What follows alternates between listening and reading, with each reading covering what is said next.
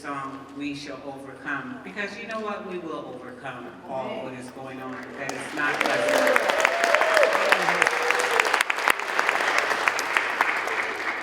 We have Millie here to help us out. She's one of our youngest, twice as smart students.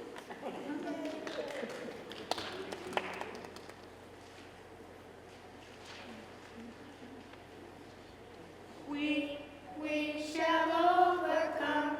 We shall overcome. We shall overcome. We shall overcome. We shall overcome. We shall overcome. We shall overcome. We shall overcome. We shall overcome.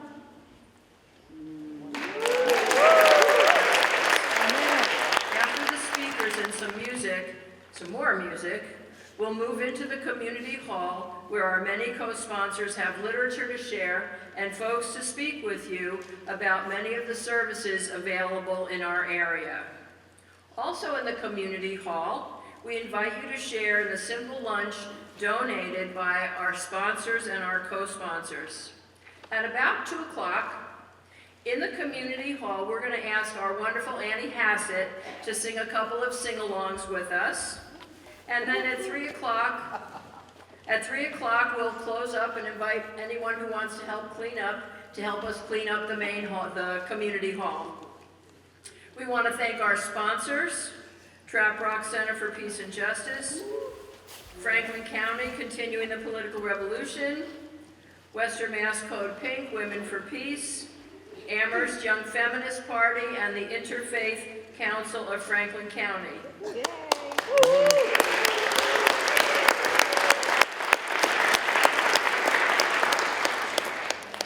Additionally, we want to thank you for coming, and we want to thank the 25 or so co-sponsors you'll find listed in your program information and in the community hall for you to visit and learn more about all the many services and activists in the area.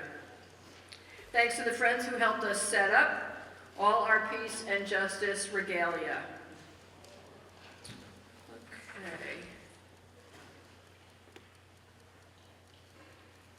Okay.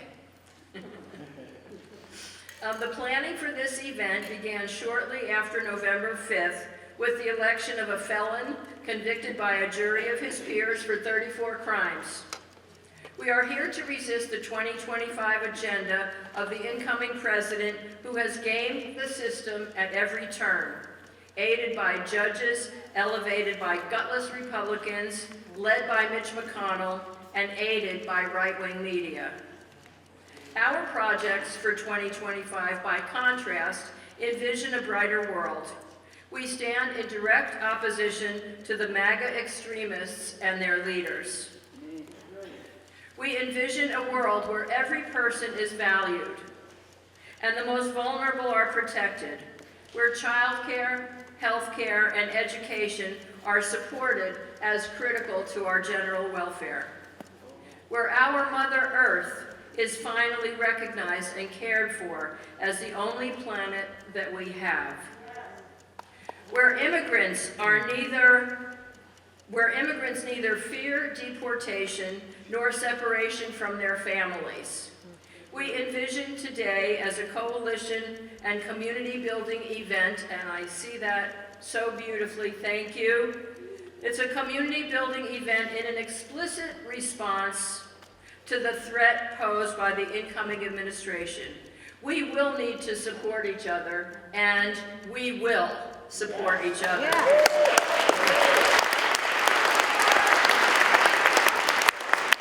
This pre-inaugural gathering is a time to share our deeply felt needs for cohesion, connection, and willingness to strengthen our common goals as we traverse this upcoming time of unknowing. However, what we do know is that we believe in peace, sustainability, reproductive rights, defense of the environment and the climate, and protection of civil and immigration rights. What we believe in is peace, sustainability, reproductive justice, defense of the environment and the climate, and defense of civil and immigration rights.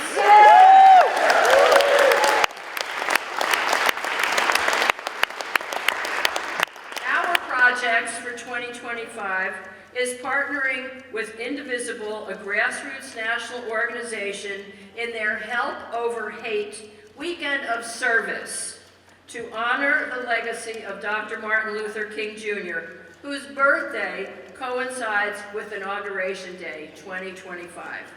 Could there be a greater irony? Could there be a greater contrast? In honor of Dr. King, our service project with Indivisible is a fundraiser for Greenfield's iconic Stone Soup Cafe. Stone Soup was founded in 2010, and they prepare, according to their information, delicious and nutritious gourmet hot meals every Saturday, cooked with love and care for the community. All are welcome to join and pay what they can afford. Quote, the food is sourced locally. Every meal is a celebration of the abundance of local farmers in our valley.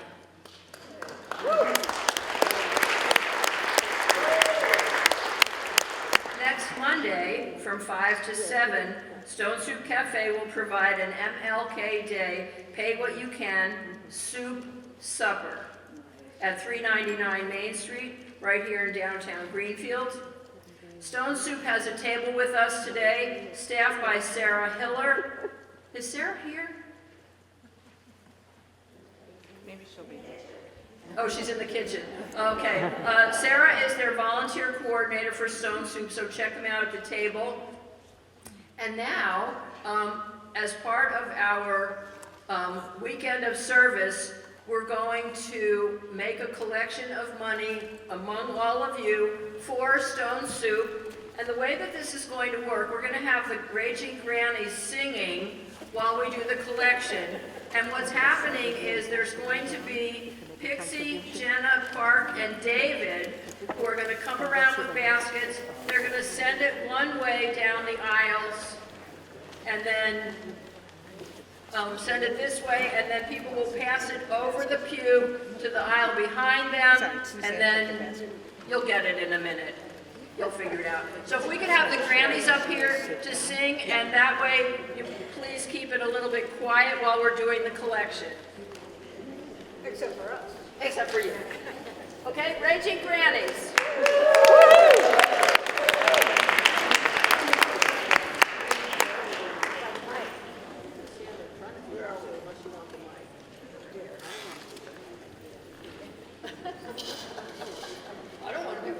You want to sit up? Come up front. Really close. Am I okay here? Can you see me here? You want the mic? Yeah. No. I'm sorry. Can you see me here? Am I okay? Yes. Rage Against All War?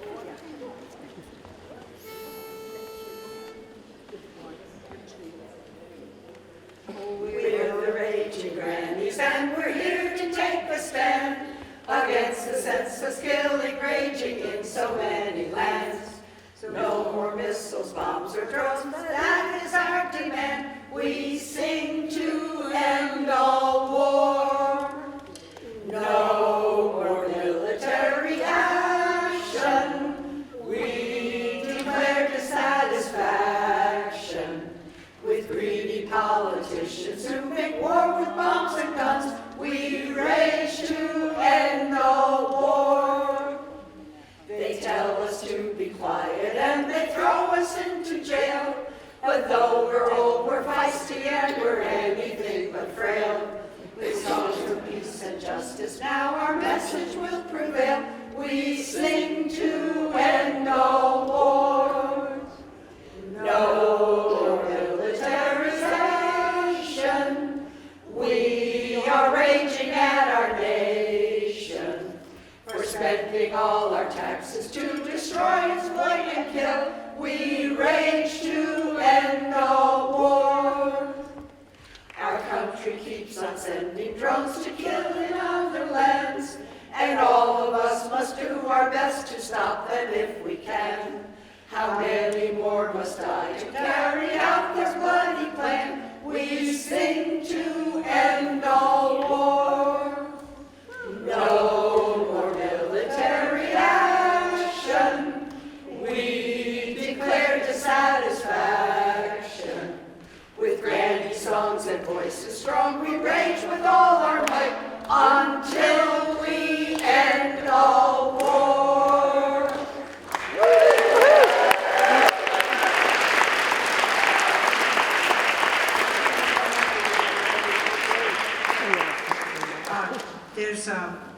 This is a multi-purpose meeting today, and so we have one other song for you that speaks to another one of our issues. Okay, we're gonna sing it twice, so don't slow down at the end of the verse. Make it, yes, Mom.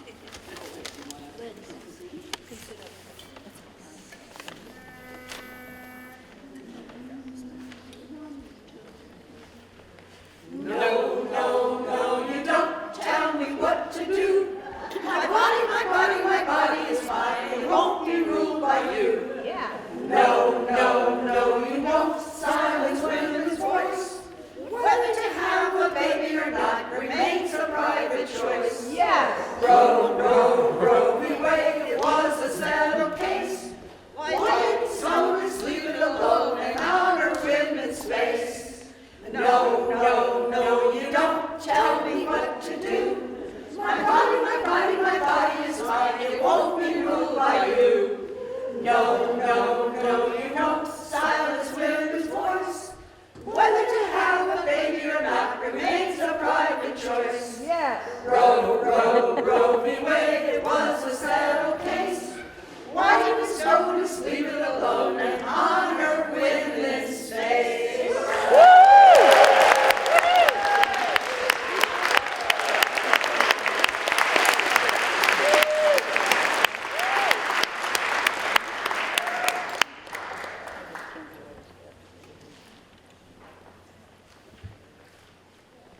Thank you, grannies, and thank you for your generosity. I saw lots of money in those baskets. Lots of money. Who says things like that?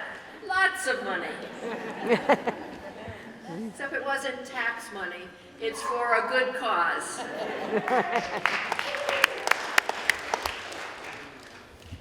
Finally, it is my great pleasure to introduce to you our keynote speaker, Reverend Kate Stevens. She is a retired minister of the United Church of Christ and a member of the Interfaith Council of Franklin County. Kate is a longtime urban and rural organizer. She has worked for the last 30 years on a CISA farm and as a flower farmer. And I happen to know that Kate also has a beautiful singing voice. Welcome, Kate. Hi, I'm Kate Stevens, and I'm glad to be here, and it is so great to see so many of you here. This is very, very important that we're here.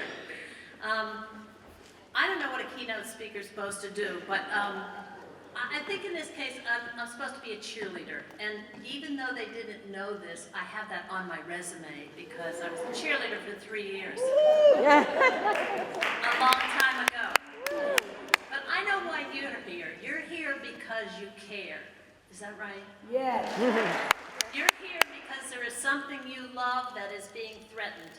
Whether it's reproductive rights or immigrant rights or LGBT rights, there is something you care deeply about. You're here because you love this magnificent planet and all its precious creatures and trees and waters and mountains and valleys. You're here because of love. And I don't mean that bushy Hallmark card kind of love. I mean deep, radical love of one another. And you're here because you want to do all in your power to protect and care for all those that might be threatened by the times to come. Am I right? Yes. Is that why you're here? Yes. And you know, because you're politically savvy, you know that you cannot do this work alone. You remember the serenity prayer. Give me the serenity to accept the things I cannot change, the strength to change those things I can, and the wisdom to know the difference. This was written by Reinhold Niebuhr, who was a German American, and he wrote it in the early 30s as the Nazis were overtaking Germany. We don't know yet what we will be able to change, or what we will be called to do, or where we will be invited to push back, or whose lives we will be moved to protect. We don't know that yet, but we do know that we cannot and should not try to do any of this work alone. Autocracy succeeds to the extent that it can divide people and make them afraid and cause them to isolate. Please don't isolate. Please reach out. I'm asking you to reach out right now. I want you to find someone near you that you do not know, and I want you to meet them. I want you to share where you live and what you care passionately about. It's going to be less than a minute, so you have half a minute each, but find someone you don't know. Hi.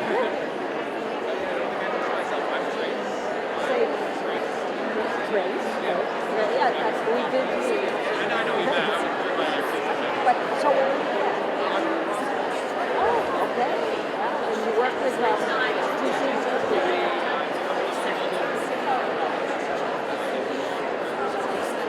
Oh.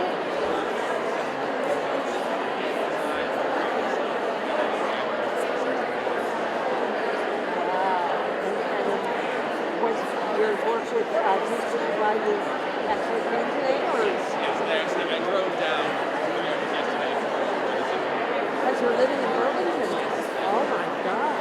Wow. Well, I'm impressed. Okay, friends. Okay, this is our work.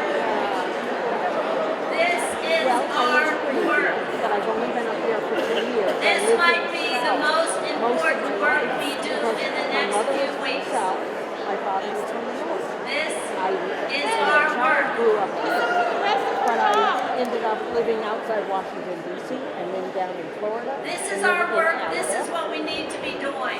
We need to be reaching out. We need to be meeting new people. We need to be forming communities. And so We need to it's find an affinity group audiovisual, or volunteer locally to assist those in need. We need to get to know our neighbors.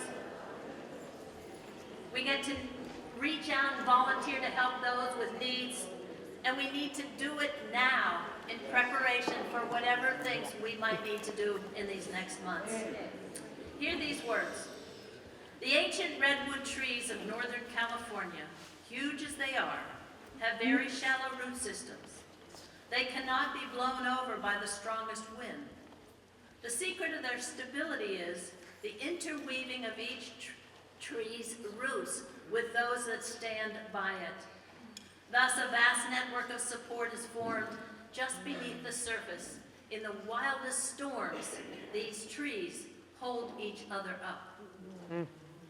We may find ourselves in some pretty wild storms in the next few years. So find your vast network of support and hold each other up. If you feel alone, find at least one other person who shares your fears and your passions. What we can't do alone, we can do together. Amen. And there will be work to do. We know that. Some of our most prized institutions and organizations and individuals will be threatened, locally and globally, including democracy itself.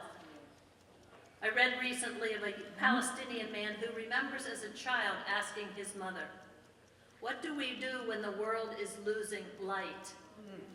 And his mother answered, "Find a dark corner and light it up instead."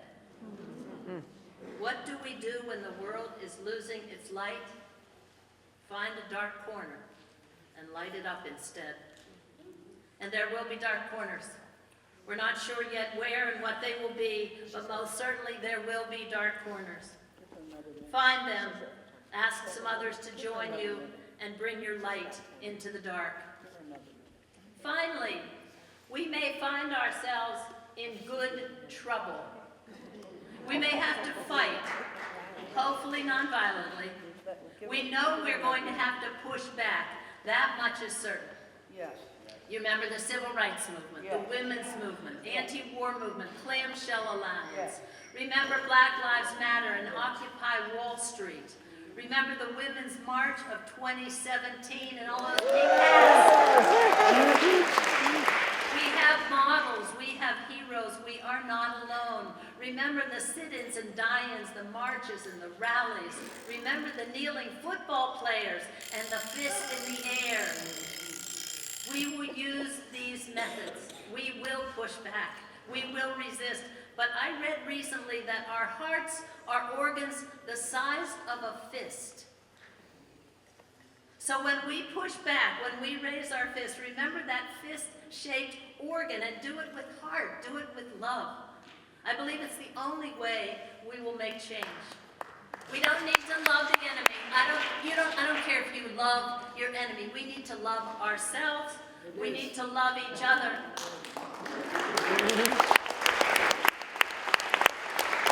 We can't use the emperor's tools to change the empire. But we can change the world if we work together and we hold each other up and we do it with love. Two fists. Watch what happens. Thank you. Thank you, Kate.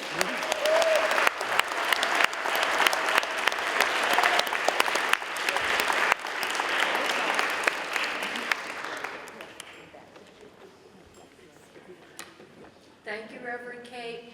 Beautiful. Now we're going to begin with the speakers that address some of the vision themes of this event.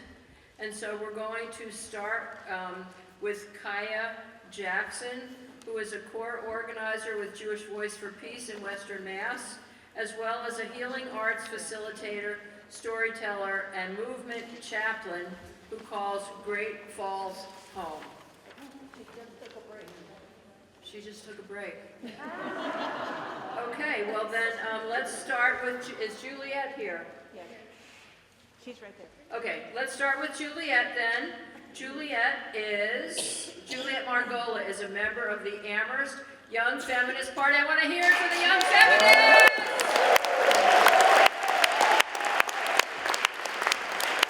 Juliet is also a teacher's assistant at the Fort River Middle School in Greenfield. Let's hear it for Juliet.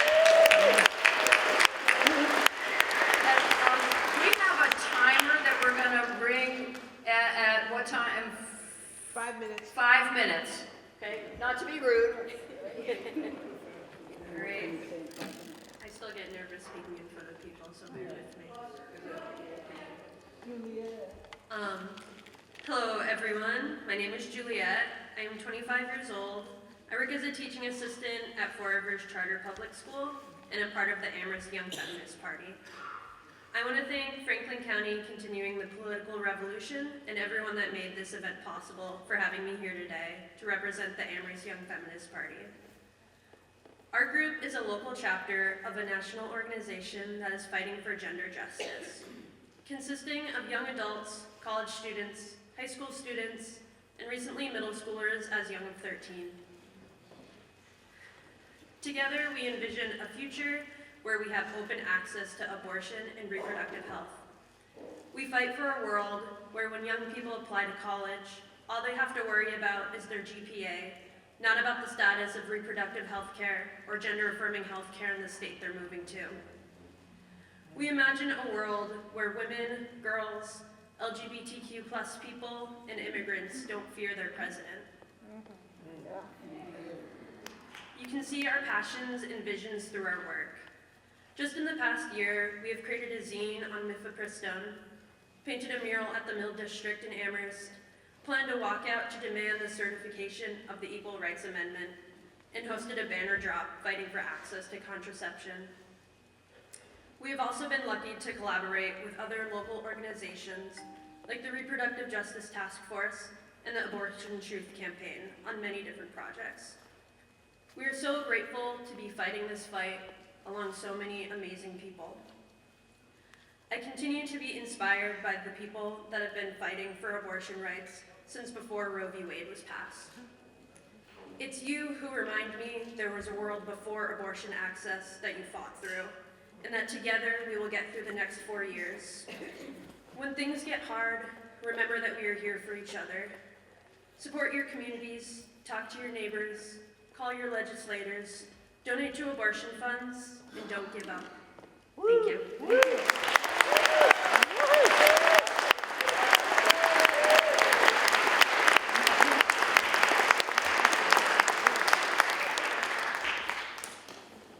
So I just want to give an extra shout out to the generation coming up, because we have worked with these young feminists and they are completely remarkable, committed, and courageous. Let's hear it for the young feminists.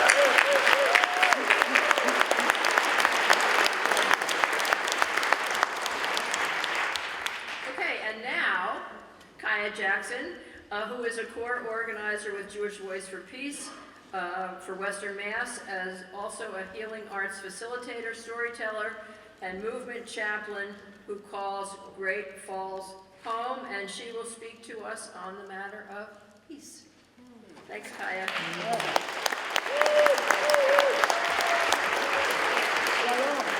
Hi, can y'all hear me okay right here? Yeah. All right, hi, I'm Kaya. I say them pronouns. Just lean in a little bit, Kaya. All right, I'm gonna lean in. Can y'all hear me now? Great. Cool, thank you. Is it okay if I hold it? Oh, this is fine too. Okay, I'm Kaya. I use they, them pronouns. Thank you for having me. I might speak for just a tad more than 3 minutes, just to warn you. You can have 5. Oh, all right, perfect. All right. So back when I was living in Richmond, Indiana, I made connections in unexpected places. One of those connections was a neighbor who I'll call Toby today. Toby was a 16-year-old trans boy who had dropped out of high school after being bullied relentlessly. My dog Apollo, a local activist who many of you know, became fast friends with their newly adopted pup, and we found ourselves hanging out in his front yard or at the dog park regularly. One thing that Toby shared with me will always stay with me. 5 good years. I just want 5 good years. This broke my heart and also opened it up. It seems so little for a teen of his age to ask for, yet in the world we are living in, and from the vantage point of being solidly planted in my adulthood now, it is so, so much. What can happen for any of us in the span of 5 years? Perhaps one of us will be lucky enough to fall in love and settle into our life anew, while perhaps another one of us will lose the love of our life to gun violence. Perhaps one of us will adopt a new member into our chosen family, while another will seek an abortion and, if we are in the right place at the right time, receive the care that we deserve.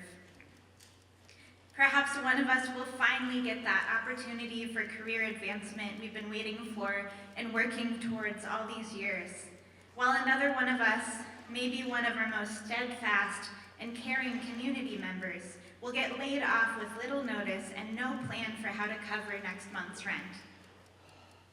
Maybe one of us will finally get that book of poems out, while another will suffocate on everything stuck in their throat.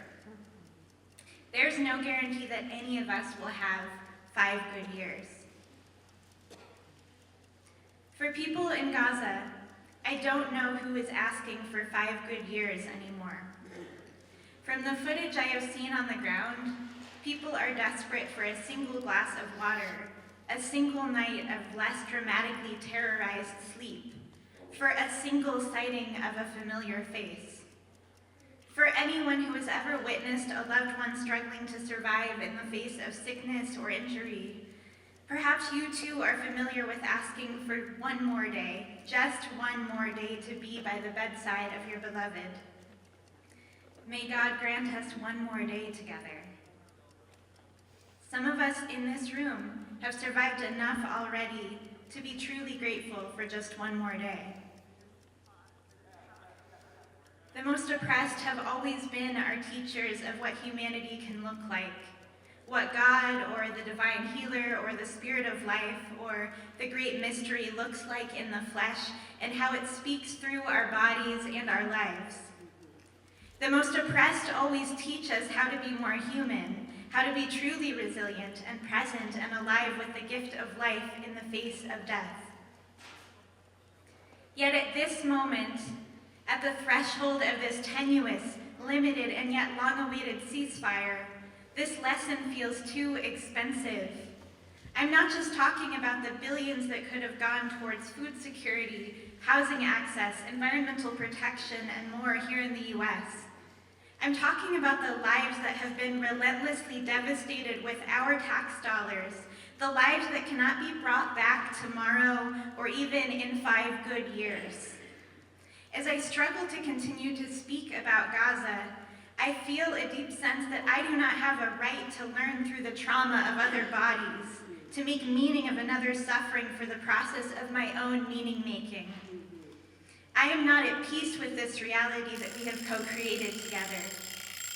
I am not at peace with what I have witnessed this year. I am not at peace with what we have done. I believe that it is our responsibility not only to keep looking and witnessing the suffering, the resilience, the unmet need, the full face of humanity in Gaza, but to become the teachers of our own humanity here and now, to dream bigger and deeper than we could have ever done before, to dedicate ourselves to 5 good years not only for ourselves, but for our neighbors across the street, for the trans youth in our community who are suffering, for a single displaced family in Gaza. I believe it is our duty to carry a vision that makes space for everyone to have their needs met, that reflects everything we have access to and everything that we long to become together. This isn't just about money. This is about our bodies. This is about the relationships that we have access to here and now. This is about the people who are still alive. This is about the practices of community care and mutual aid that will keep us alive together. This is about keeping ourselves safe and also keeping our hearts open, nourishing our collective courage and hope in the face of ongoing violence everywhere. We cannot stop breathing and we cannot stop dreaming. I am asking us to dream bigger for ourselves and our children, not only because we can, but because we must. May it be so. Thank you, friends.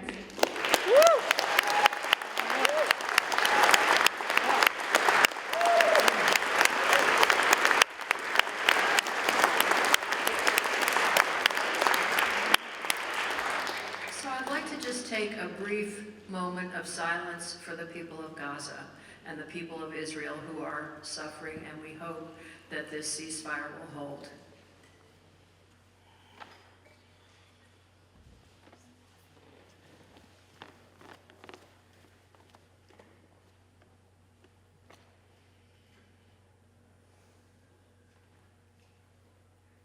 And I want to thank Kaya for the beautiful talk that she gave and the reminder that time is not something we are promised, and that each day brings something new, and it can bring unexpected, unpleasant surprises with our health, our families, all kinds of things. So thank you, Kaya. And I want to give another shout out to the rising generation of young people who are so brilliant and so clear.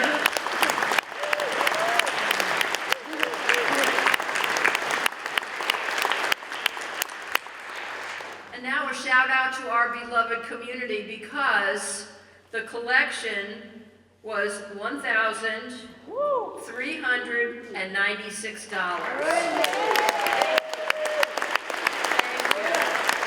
That's going to Stone Soup Cafe. It's a beautiful gift that we share in giving to Stone Soup. Oh, and now it's time for Sarah Pirtle. Right. Sarah Pirtle gets to sing a little song with us. Yeah? Sarah. Sarah. Oh, wait. I'm sorry. I've known Sarah since we went to middle school and high school together in Summit, New Jersey. But she does need an introduction. And Sarah will teach a song by Melanie DeMore, and she'll tell you why. I'm sharing this when Kaya said to hold on to our dreams. I bet each of us have a phrase or an image that when we wake up in the morning, it gives us hope. Melanie DeMore did that with this song. So she wrote it the day after the 2016 election. If you know that song, you'll know that it's traveled all over the country. So it began in one person's heart, sincerely trying to help middle school students. Middle school students were who she was with that day after the election. And they were primarily Black and Latinx in this particular school. 2 Black students came up to her the next day and said, "Are they going to make us slaves again?" Really, and she said, she knew they were terrified. She said, "Baby, they'd have to get through me. I'm going to be with you." Latinx student said, "They're going to take my grandmother." So she created this song because she was telling the young people who made movements, Dolores Huerta, Nelson Mandela, they led with love. It wasn't aimed at who we're going to hate. So that's her song. And I offer this to you, Melanie's song, so that you can carry it with you and remember this day. I'm going to offer the chorus and then going to be joined with Molly Scott and Lynn Benander. So Melanie's chorus is, "You gotta put one foot in front of the other and lead with love." And then she's saying, put one foot in front of the other and lead with love. You gotta put one foot in front of the other and lead with love. Put one foot in front of the other and lead with love. Molly Scott, Lynn Benander, neighbors from West County. Is Lynn here? Join me, please. Molly and I worked together with the 2,000 women surrounding the Pentagon in 1980. Wow.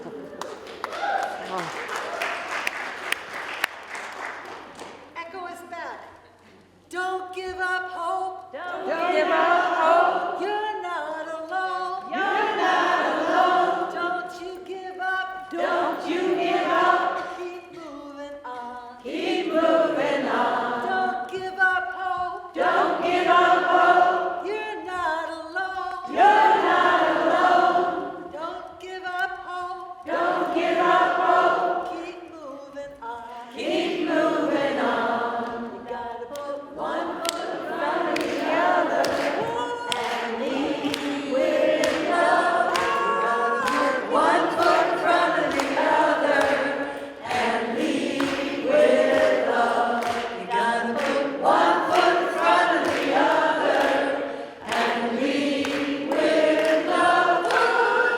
One foot in front of the other and lead with love. Lift up your eyes. Lift up your eyes. Don't you despair. Don't you despair. Look up ahead. Look up ahead. The path is there. The path is there. You gotta put one foot in front of the other and lead with love. One foot in front of the other and lead with love. You gotta put one foot in front of the other and lead with love. One foot in front of the other and lead with love. I made a new verse. You tell your truth. You tell your truth. Hope over hate. Hope over hate. Raise up your voice. Raise up your voice. It's not too late. It's not too late.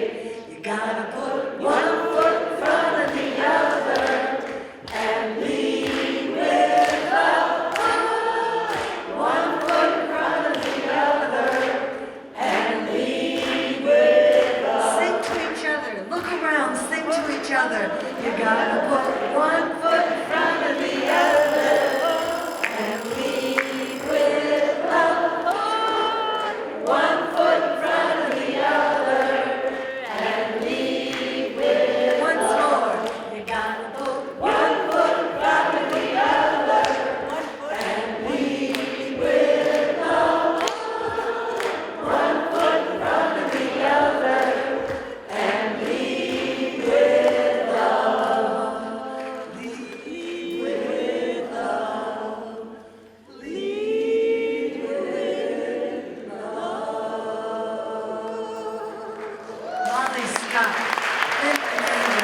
Melanie Damour's song.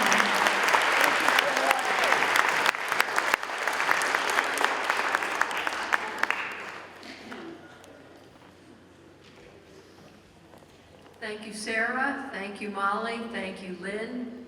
We need the music to keep our spirits and our souls rising. Hear, hear. Right? Okay, our next speaker is going to address the issue of energy and the climate. Bill Stubblefield is a biologist and scientific advisor, member of the Wendell State Forest Alliance, and No Assault and Batteries, also in Wendell. Bill Stubblefield.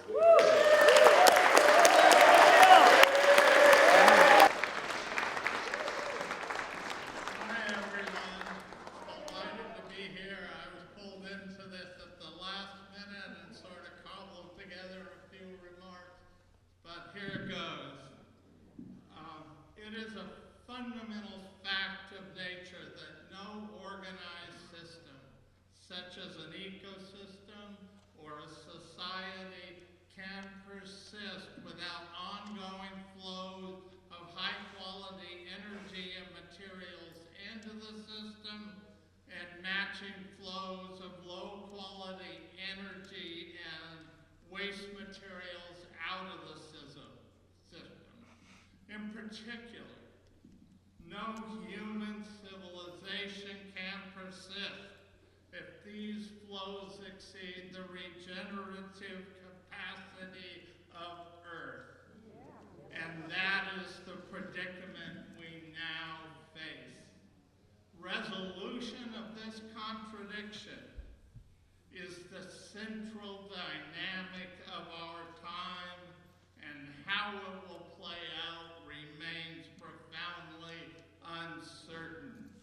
We have already blown through multiple planetary boundaries that define a safe operating space for humanity.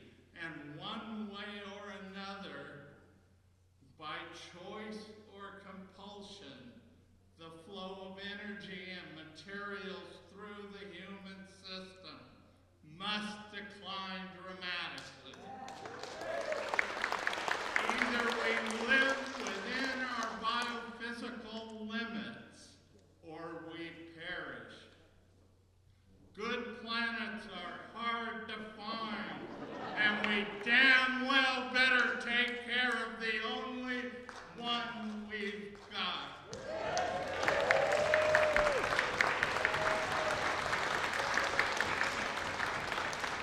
This is a matter of existential significance, but the planetary crisis of today involves far more than the ecological overshoot on a finite planet.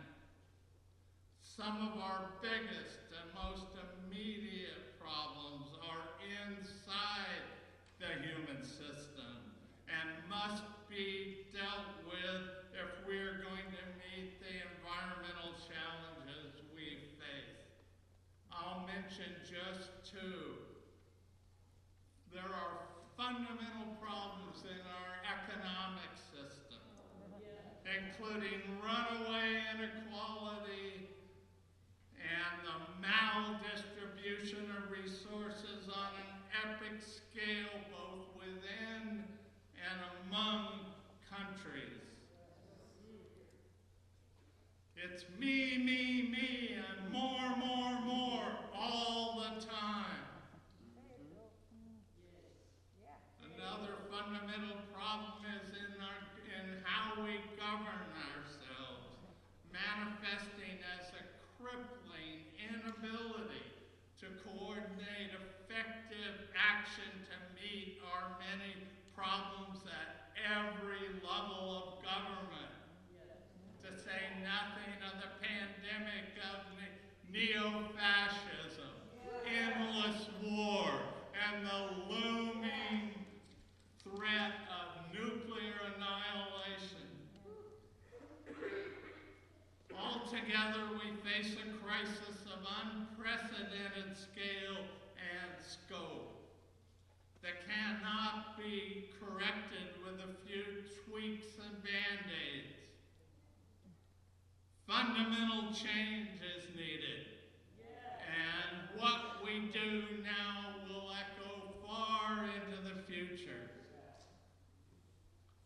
In view of the severity and the pervasiveness of the predicament we face, it is hardly surprising that we see efforts to minimize it, to say it's just a Band-Aid situation, not an emergency room situation, and certainly not an intensive care situation. All we have to do is electrify everything, dive into our machines, and keep on shopping. Drill, baby, drill. But this is an illusion, just another form of denialism. And the biophysical reality is we very much need intensive care right now. Intensive care for ourselves. Intensive care for our institutions. And intensive care for the living world we all depend on.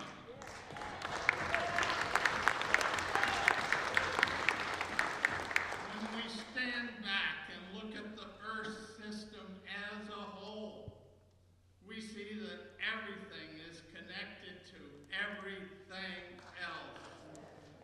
Every action has multiple consequences,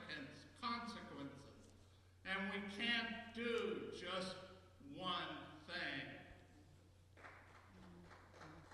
It seems that every gain comes with a loss, and every loss comes with a gain. So how do we find our way? Science is essential, but science alone is not enough and must be balanced with wisdom. Now, I'm no guru. I don't even play one on television. But my everyday recipe for the wisdom we require is threefold. First, we must cultivate a broad and inclusive perspective that recognizes the systemic interconnectedness of all things and the necessity of breaking out of our individual bubbles to see the big picture across all the boundaries that divide us.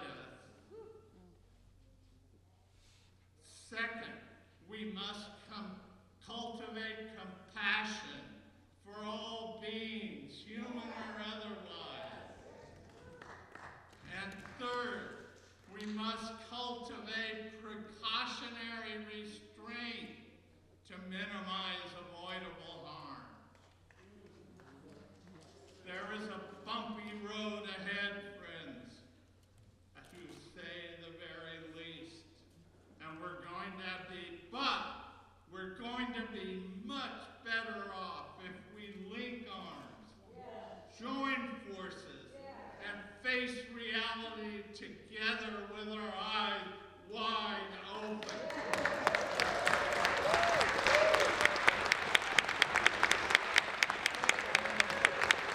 We're all in the same boat, and a better future is possible. That's why we're here today. We have a future to build, people. Let's get started. Solidarity today. Solidarity tomorrow. Solidarity forever. Viva la vida!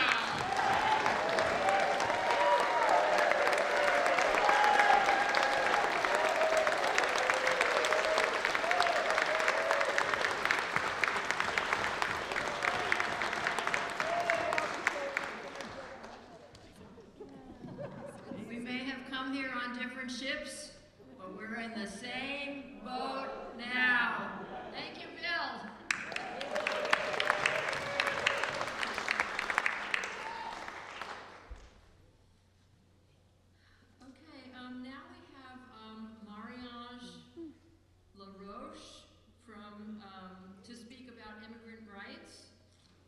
Marie Ange is on staff of the Jewish Family Services and organizing a group for Haitian immigrants. Mary Ange.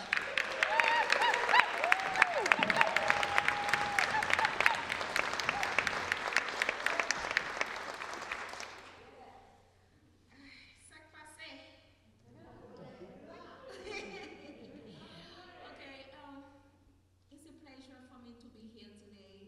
My name is Mary Ange Nawash. I'm a Haitian.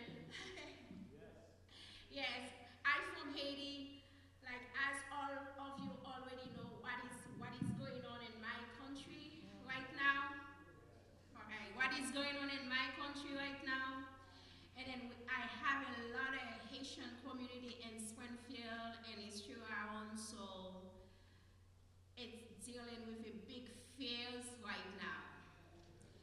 Every day, I don't have a time off. Weekend, Saturday, Sunday, I'm like a big mom to them. They come and call me, what's gonna happen to us?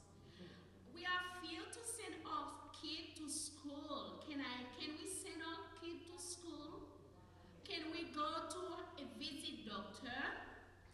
And then nobody not gonna come in to get us because they said there will be a big mass deportation and Haitian community is one of them they target more. And let me tell you right now, it's really bad in my Haitian community. And even I have some of them, I have appointment for them to come to the office. They call me, I don't want to come to the office because I'm scared. And then some of them already receive call. I don't know if it's scam or who they are. Ask them information regarding their immigration status. And we don't have a country in Haiti right now. Even they deport them back to their country, they don't have a place to go. They don't have a place. Our airport was shut down. There was no flight. And also, our own president get killed. And then he have a lot of people, security, all he get killed. Some people, their house they push them away from their own house, take over by gangs. Gangs is control my country right now. Who's the gangs? It's some like political people who give them guns, munitions. So it's the Haitian community need your help. They need your help.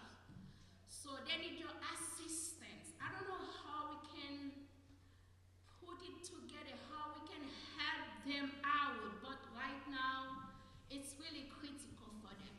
Some of them, the only way for them to stay here is just to have an asylum. They need to apply for an asylum. It's hard to find a lawyer right now. It's the public assistance, it's really full, and they need help to apply for some legal assistance. The reason I go straight to that matters, it's because it's the most things they need here to stay. They have a TPS is on. The government said, the new government we're gonna have, said they might be cut off, So,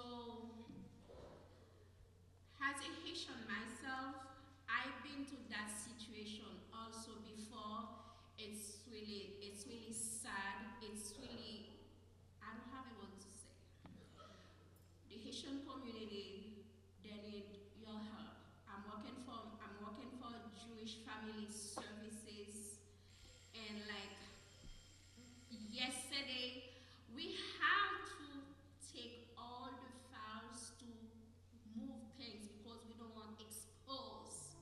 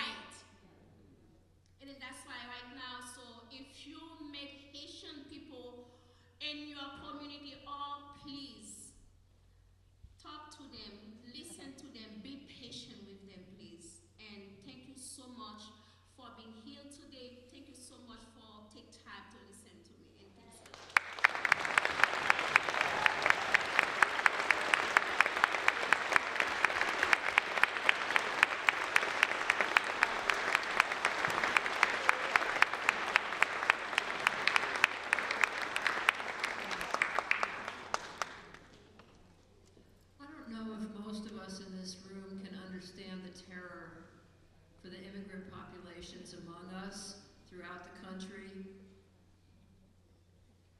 We're in a terrible period of unknowing and feeling very, very unsettled because there is so much unknowing. That's why we're here. We need to stick together. We need to help each other. We need to support our Haitian friends who have moved to Western Mass. I think there are many who are living in Greenfield and other communities. And I think it would behoove all of us, myself included, to learn the history of Haiti, because there's been years and years and years of American intervention.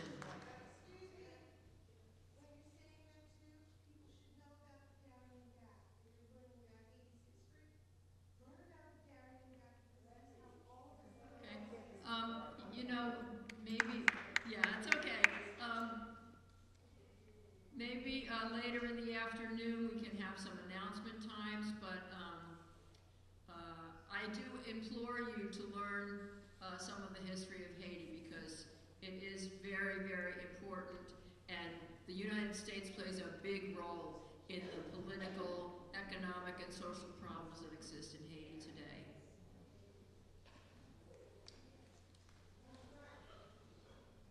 So now we're going to have another song or two. Ann Ferguson, who's been one of the co-organizers of this shindig. Ann is a local feminist, peace and social justice musician and former teacher who lives in Lebanon. Ann Ferguson.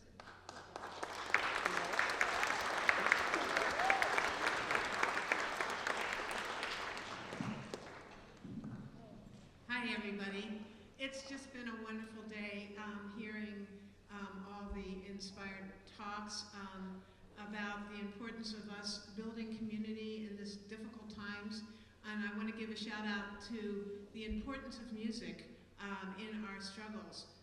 We need that solidarity that comes from the body, not just the mind, and not just our vision. So I'm going to teach this song. It's a song called Look to the People by Ruth Pelham, and it's something that everybody needs to sing with me. I'm going to start with the importance of music, and then I will shout out a word and you just join me. And one other thing before I start.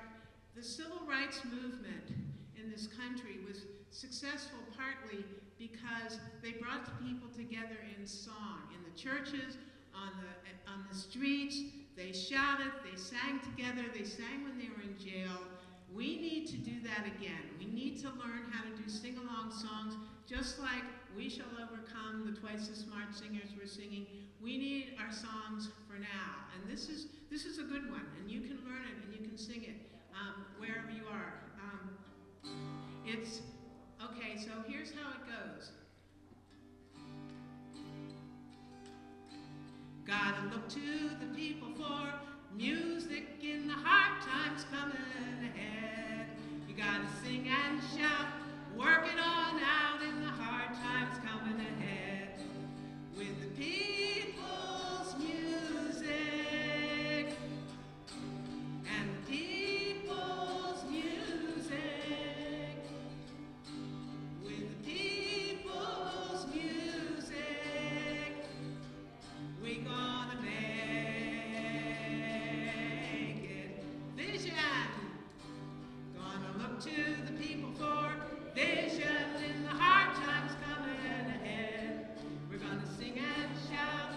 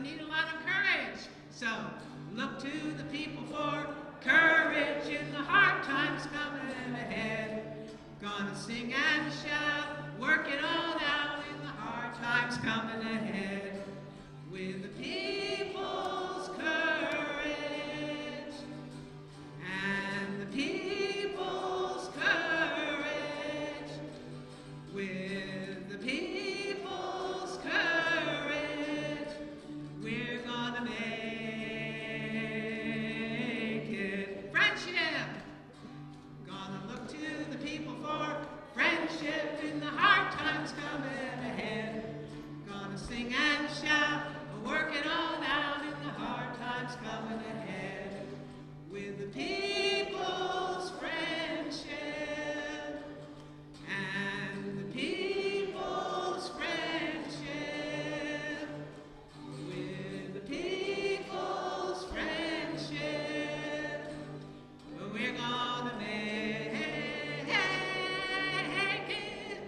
justice. Gonna look to the people for justice in the hard times coming ahead. We're gonna sing and shout, work it on out in the hard times coming ahead.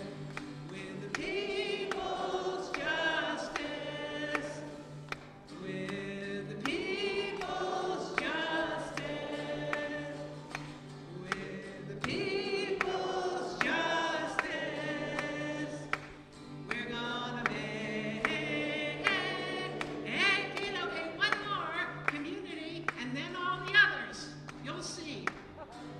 Gonna look to the people for community in the hard times coming ahead. We're gonna sing and shout, work it on out in the hard times coming ahead. With the people's community music. With the people's music. With the people's vision. Courage. With the people's courage. Friendship. People's friendship. Justice. People's justice. With the people's community. We gonna make it.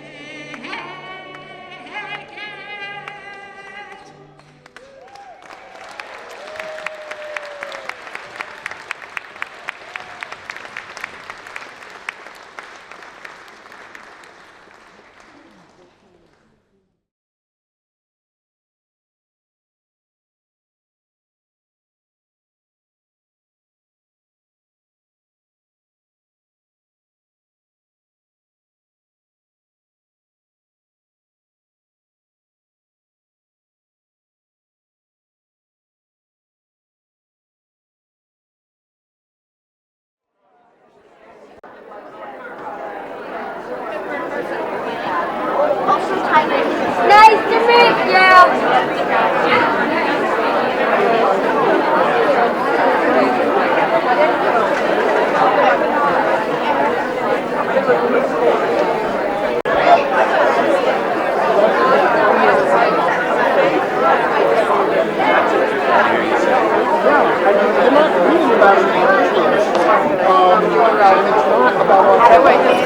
Oh, really? No, because like this is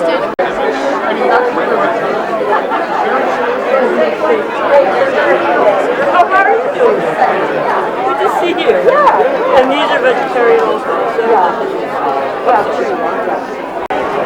I just brought out the tray of those. Why? I can't hear what you said. Okay. Well, they're one of your survivors yesterday. Yeah, but most of this stuff is wrong. Diane Mansell is the only one who did that. No, it's gonna be like separate. So the new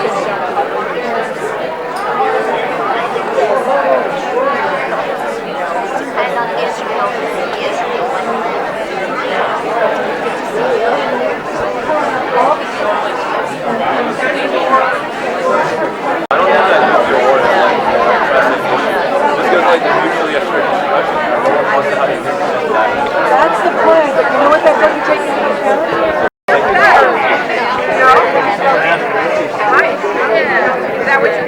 Hi, my name is Suzanne, and I was part of the Clamshell Alliance a long time ago in the 70s, and our goal was to shut down all the nuclear power plants because they're so dangerous.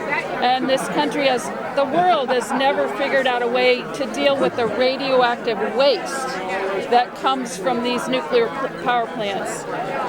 So we have a lot of waste that's very dangerous building up.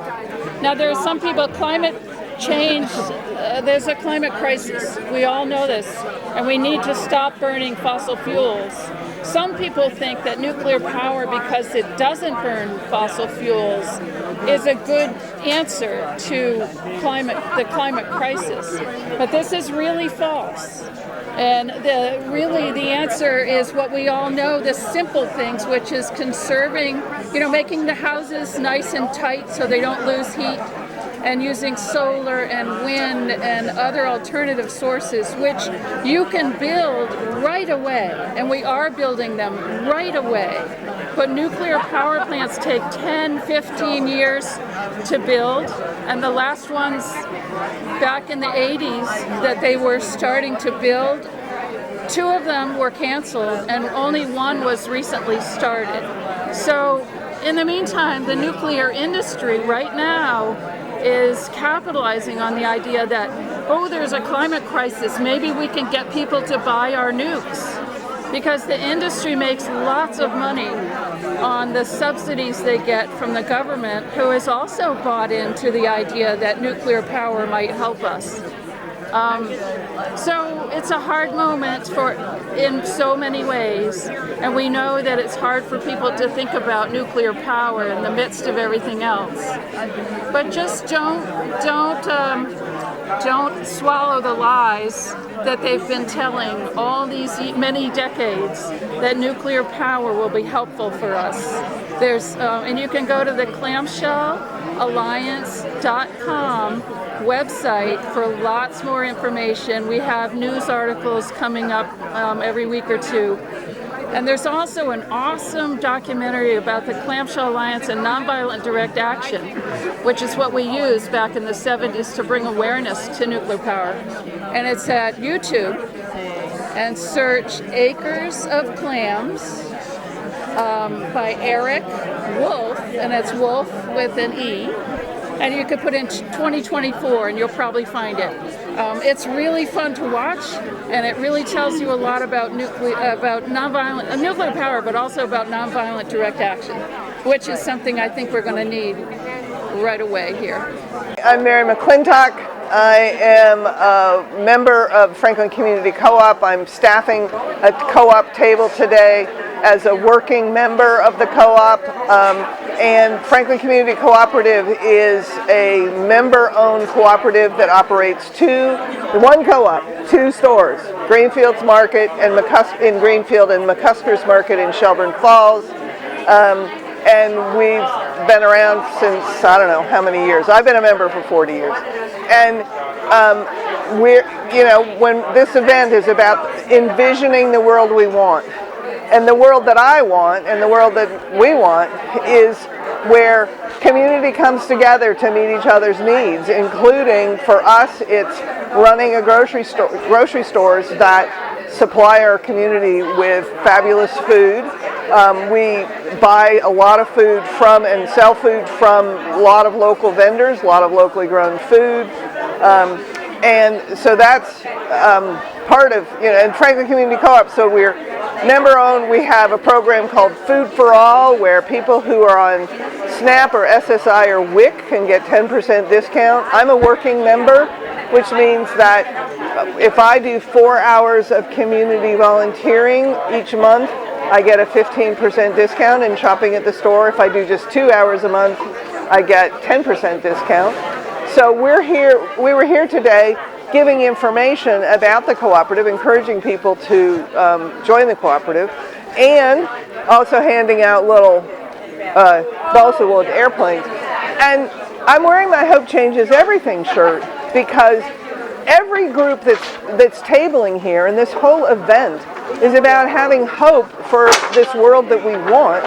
And if you're an optimist, you know what's going to happen, it's going to be good. If you're a pessimist, you know what's going to happen, it's going to be bad.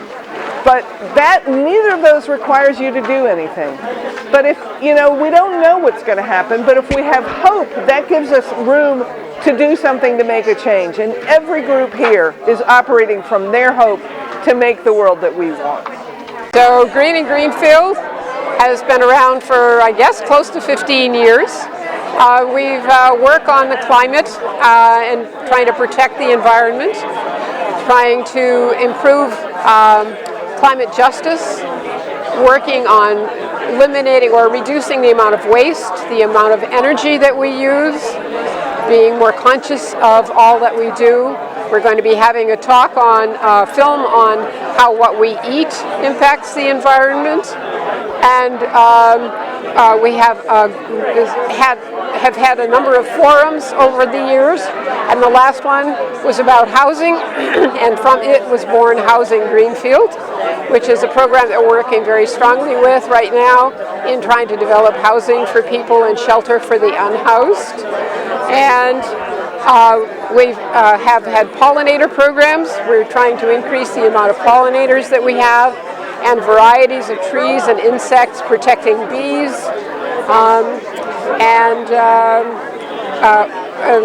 we're trying to decrease the amount of waste that people use and reduce overconsumption, because all of those things impact our planet.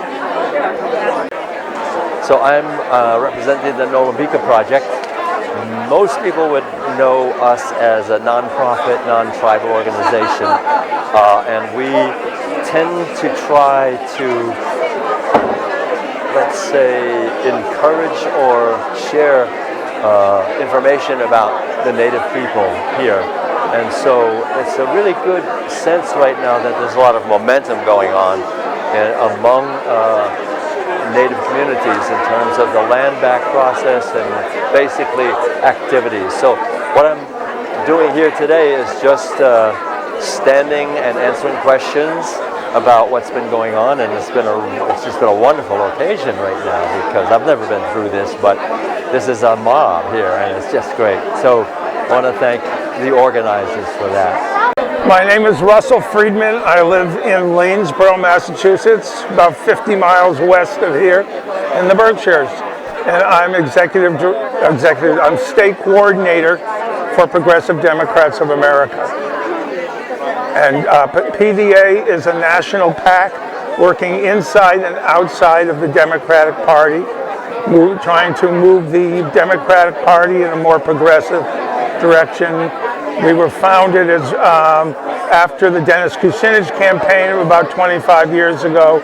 As I say, we're a national group. Can you give us some words of hope? I can give you some words of hope in that there's a lot of activity, there's a lot of people here, which is great. We are now working to push the campaign of someone named Josh Wheel, who is a progressive running for Congress in Florida in an open seat. And the Republican hold on the House of Representatives is so slight and so small that every advance, every new member, Democratic member, would be a big help. And this is a particularly progressive man, so we're delighted to support him. We have a national group that does telephone calls, and so we're making a lot of phone calls into Florida right now. Hi, my name is Nico. I'm with the River Valley Democratic Socialists of America. I am a organizer. I've been with this group since 2017. We fight for reproductive justice, labor rights, Palestinian solidarity, and we are a chapter of a national organization with a national political program. RVDSA.org. Join us. What a marvelous display of community. Actually, it was kind of an explosion. It started slow with people filing in to the sanctuary, and then the speakers started, and they just were so powerful and inspiring and building our faith in each other and the future we want. And I was part of the group that, sat down one day after the vigil on the town common and said, well, all this Project 2025 stuff, it's like, well, what's our Project 2025? And we got all excited about realizing we do have a Project 2025, and we started brainstorming the groups that represented creating the future we want. And before we knew it, we'd come up with 30 groups. And our work was to reach out to them and convey our image of a day of celebration of community and our strength and our commitment to the future we want. And it's been a joy to contact one group after another and watch them get excited about being a part of something this big. And as people filed into the church today from all over the county, it just built energy. And then when it came into the hall where the 30 groups were inviting people to see about their projects, the dynamic energy in the room was just what we prayed for. And for somebody who's been in Franklin County for 42 years and been, building hope and commitment all those years, to see this manifestation today just makes me want to cry. I just feel such joy and like we're really in good hands and we know what to do. We're not afraid of what this man in Washington, D.C. thinks he can do to us. He won't succeed because we will never give in. And he will have to struggle with us. I like the quote from Gandhi where Gandhi said, "We are going to act like free men in a free country and let the British come into reaction to us." And I just love that consciousness of we know who we are and we know that we're on the side of good and building hope and building trust and safety and respect. And there's nothing holding us back. I'm Scott Randall at Charlemont, Massachusetts, and I am here at a gathering of concerned community members regarding our up and coming future, and it is a wonderful gathering. We are all together in the same mindset for a peaceful entity for our future, to actually make choices for ourselves and not in the hands of others, and to foster love between us all and everybody across the world, because this world is all about love. And if you don't know that, welcome. If you don't like that, I'm sorry. I think being together in community and working together and supporting one another is how we're going to get through what's coming our way. And mutual aid organizations like Stone Soup Cafe are a great example of that. So thank you so much for the donation. Yeah, I was to say, Visioning Bear, we actually were born out of Nelquit. And then we were just wanting to be safe in our community. And that led to us coming up with a curriculum. It was based on the original instructions. But, the theme of the day is about envisioning a world that we would want to live in. The world that we would really want to live in is one where land is sovereign and land is liberated, like Mother Earth is liberated, the climate is really critically important, and that everyone shares a piece of the land. There's no homelessness because everyone has a place to live, and that the whole capitalist structure that foments a lot of violence just by its very existence and its racist underpinnings and birth of that is no longer what we none of us wanted anymore, and what we see is that that's been the source of the trouble.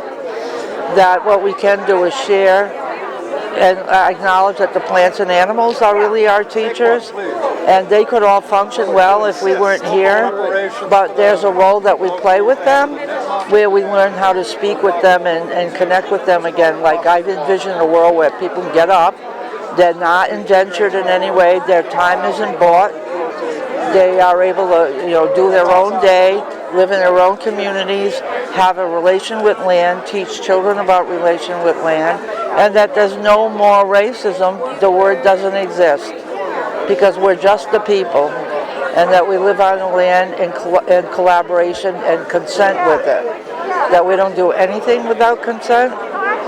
And so, and that word consent, I mean, the plants and the animals and the Mother Earth never consented to being owned by anyone. And the trees don't consent to being taken down without respect for what they offer. So if we had a world based completely on true consent, where we ask permission from the land where we live, that we have relations with everything around us, that we're accountable for it.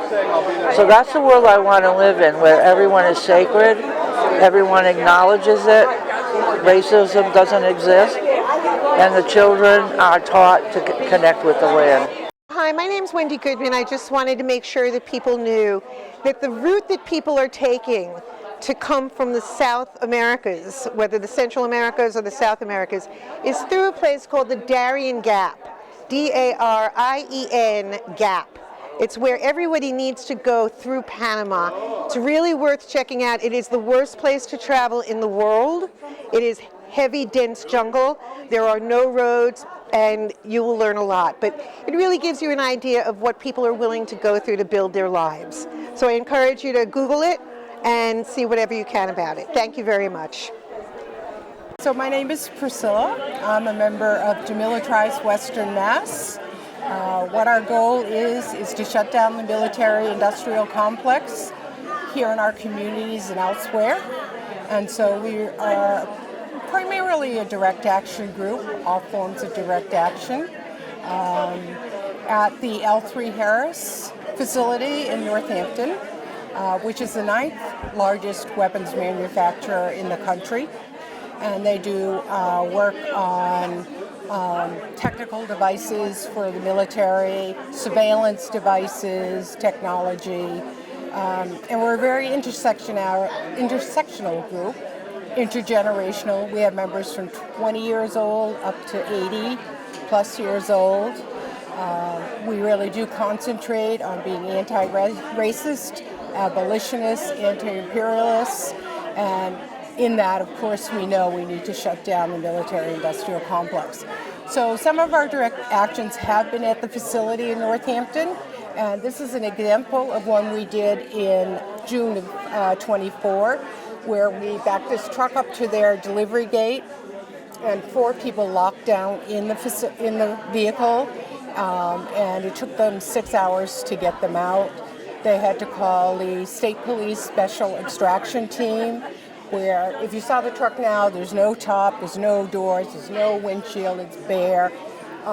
In behind here, there's cement, lots of cement around where they locked down, so they had to jackhammer it open to get it out.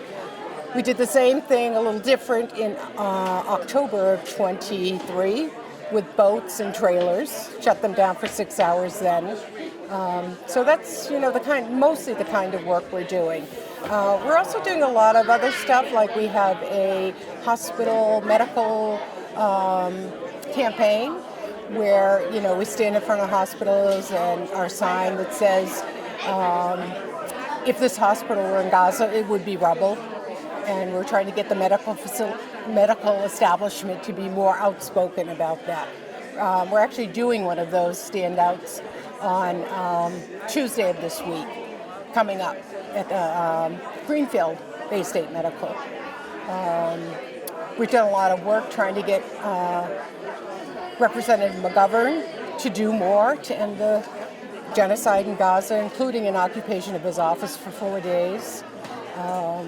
So that's the kind of stuff we do, and we're not going to stop because it has to happen. Something has to change. Hi, I'm Julie Orvis, and I'm with the Interfaith Council of Franklin County, and I happen to be the treasurer of the Interfaith Council. And the Interfaith Council is a collaboration of faith communities all around Franklin County that come together for understanding between faiths as a kind of a basic thing that we do. And we have programs usually monthly, and our theme this year has been Sacred Earth. And we'll be scheduling more on that. And we have 2 ongoing programs because our founders are people with an organization in about 20 years ago had forethought and put some money into some things. So we have an endowment for housing assistance. The Housing Assistance Fund provides sort of stopgap, money for people who are in trouble, either with rental house assistance, but also people who I say are living rough. They need a tent, they need a blanket, they need a gas card, a Dunkin' Donuts card, or their help with utilities. So it's a very flexible money because it's not government money, it's community money, and we use how it's needed. And we're in the process of meeting a match. We have a money that was given to us that's managed by the community foundation. So we have a regular amount of money we get every year. But the Channing Beat family did a challenge grant of $10,000 that we're in the process of meeting. So that's one of the things that we're doing, and we give out about $30,000 or $40,000 a year to people in Franklin County. And then the other thing that we have is the Peacemakers Award for young people that are doing social justice work here in Franklin County. And the deadline for nominations for that is April 1st, and it's sixth graders all the way through high school, and it's sort of wide variety of peace work, social justice work, peer mediation, whatever is, promoting peace. And then the celebration where we give out the awards is going to be on May 13th this year at the Deerfield Community Center in Old Deerfield. So that's the two things. And then, so hope that people will keep an eye out on us, what's coming up. So I just want to tell you, I'm Pocky Whelan with Western Mass Code Pink, and I just want to announce to you, everybody who's listening to this and watching this, that we're doing nonviolence trainings again. Once upon a time, here in the Valley, we used to have nonviolence trainings because people were going to do actions in which they risked arrest. Well, today, it's not only people doing actions at risk arrest, but perhaps just walking down the street, perhaps just being a person of color, perhaps being a trans person, you are at risk of being arrested. So we're starting up a new round of nonviolence trainings. And if you're interested in becoming trained in nonviolent resistance, you can get in touch with Mary NV Peace, MARYNV Peace, at gmail.com, and we'll be in touch with you about when and where trainings are held. They're always free, and they're up and down the valley. So please take advantage of nonviolence training because we need it now more than ever. Thanks. My name is Sarah Pirtle, and I'm part of the Trap Rock Center for Peace and Justice. We started back in 1978. There was an effort with Harvey Cox to start a necklace of nonviolent centers. And we were the first one founded with the Rene Dubois slogan, think globally, act locally. So right now you can see on our table just a whole range of issues. We've got right here the origin of the Palestinian-Israel conflict. Then we also have, as one of our main things that we're working on, is issues of feminism. We also have, for all these years, worked on anti-racism.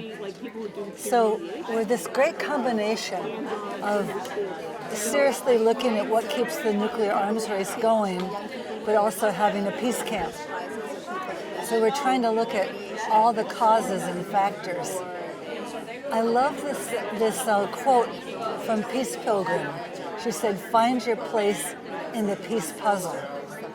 So rather than saying, a unilateral, this method's better than that, we want each person to see where they fit, what's going to draw them.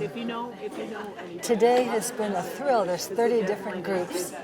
They're each talking about their way of building the future. So thank you for letting me introduce you to Trap Rock. One of the many things that Trap Rock Center for Peace and Justice has been part of is this wide field of peace education.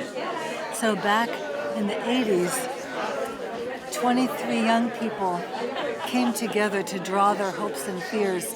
It became this novel. I loved meeting with them. So the book laced together their illustrations. An Outbreak of Peace won a National Book Award. And then a different way of building peace is to go into a classroom. So you see here young people in a circle in a collaborative dance. So I find that this integration of the arts is such a great way to help young people make meaning. So when we talk about how to talk things out, we say that each person has to make their own journey and figure out the best way to do it. We welcome people of all ages as part of our wide community, and we have a very active web presence at traprock.org.